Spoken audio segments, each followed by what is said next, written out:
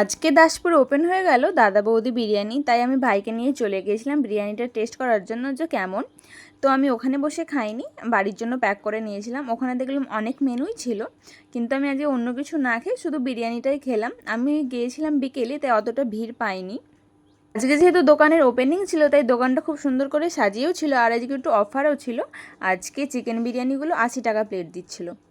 তাই দেরি না করে আমিও 2 প্লেট বাড়ির জন্য পার্সেল করিয়ে নিয়েছিলাম। এখন আমার বিরিয়ানি নেওয়া কমপ্লিট। আর বিকেলে যেহেতু দাসপুর এসেছি, তাই ফুচকা খাবো না এটা তো হতেই পারে না। তাই ফুচকা দোকানের সামনেও দাঁড়িয়ে পড়লাম একটু ফুচকা খেতে।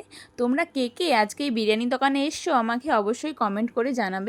তারপর ভাই বলল ভাই একটু ফ্রুটি খেতে চাই, ওকে সেটাই কিনে দিলাম। তারপর বাড়িতে এসে আমি বিরিয়ানিটা খেয়ে দেখলাম। 1 পিস চিকেন দিয়েছিল, আলু আর বিরিয়ানি ভালো ছিল, টেস্টটা খুব একটা খারাপ লাগেনি। তারপর সন্ধ্যেতে তো প্রচুর পরিমাণে লাইন পড়ে গিয়েছিল। জন্য এতটাই। দেখা হচ্ছে পরের কোনো ভিডিওতে। সবাই ভালো থেকো, সুস্থ থেকো। আমার ভিডিওটা ভালো লাগলে লাইক করবে। তোমরা ভিডিও দেখছো কিন্তু ফলো করছো না, তো ফলোটা অবশ্যই